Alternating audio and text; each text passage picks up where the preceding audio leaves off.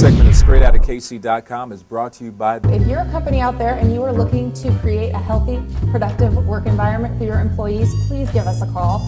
Our number is 816-886-9509, or you can check us out at www.squareoneinteriorsllc.com.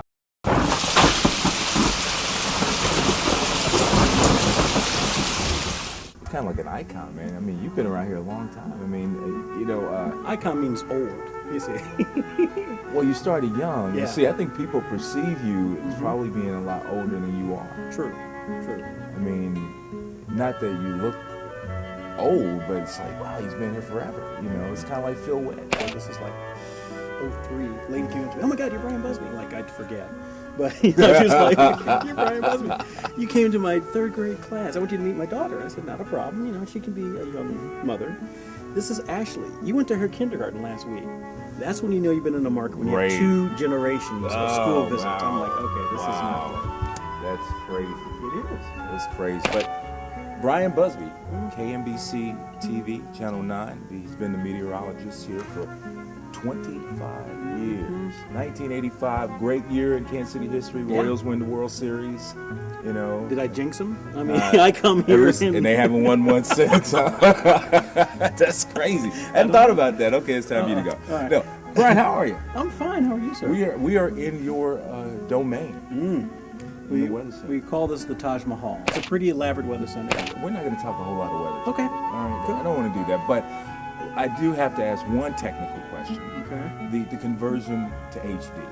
What was that like? It was difficult for me because people said they couldn't see anything west of Nebraska before HD, and now because it's wider, they couldn't see into Colorado. Right. I'm like, thank. People can tell, like when they've had too much chocolate, because they come up to you and say, "Yo, zits," Oh my! You get all these adopted mothers who come up to you in the grocery store. You guys were first, so I don't know if that's good or bad.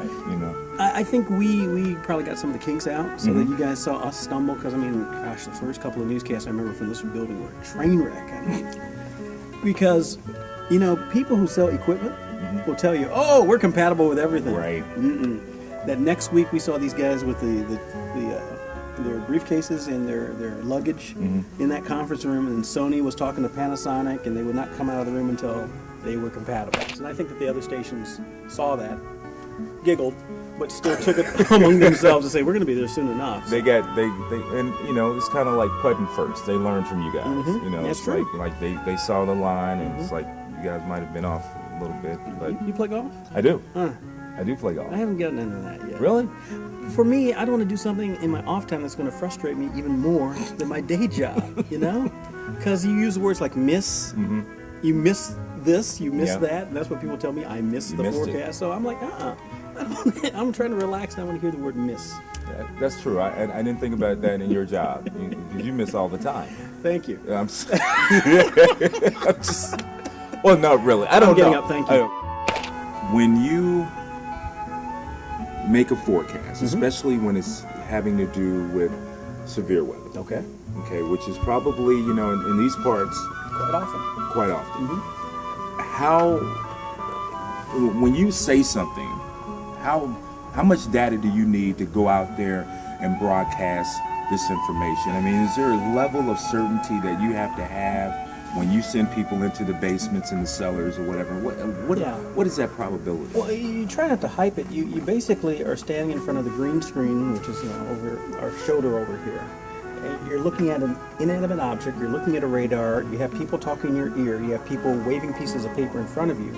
And in a split second, you have to synthesize what's the most important to get to the public at home. And people don't realize that we don't read a script. We're ad-libbing everything. Right. So you're interpreting as a meteorologist, but you're communicating as a human being. Wow. And thinking as a parent or somebody who has to take care of others. So it's a blend. But what you try to do is go for the confirmation either via radar or bulletin. And thank God we don't have to issue our own warnings. That comes from the National Weather Service. So basically, we are the best conduit, or the best way that the word gets out from the Weather Service, and then you just go with that and evolve the story. Make sure that you're giving the best information and keeping people updated as to which way it's moving. What in the world happened? What did you see? What did you hear? Or What did you experience that made you want to be a weather or meteorologist? Sorry. Fear is a great motivator.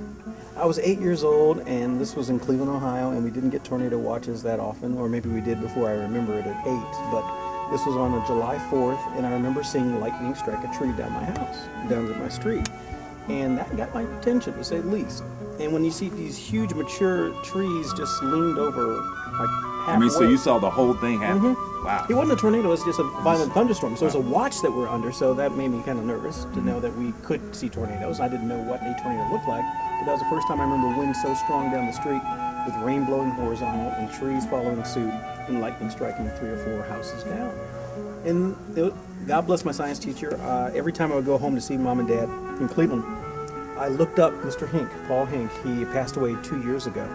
But up until that time, I want to thank him, because if it wasn't him who saw that there was this third grader who was scared but still curious about the science, and we went down to the library, we checked out some books and the Dewey Decimal System. So yeah, I am dating myself. Yeah, I'm Dewey way back in the Dewey Decimal.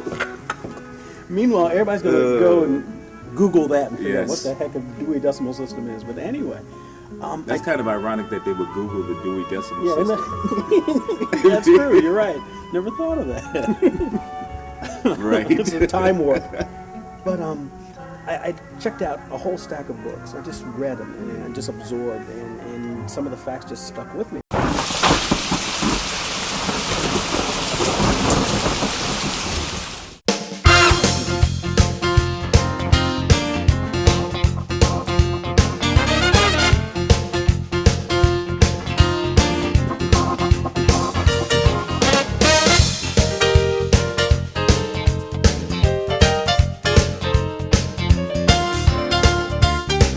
Check us out and stay tuned with what's going on in Kansas City. StraightOutofKC.com is a production of Intrepid Entertainment.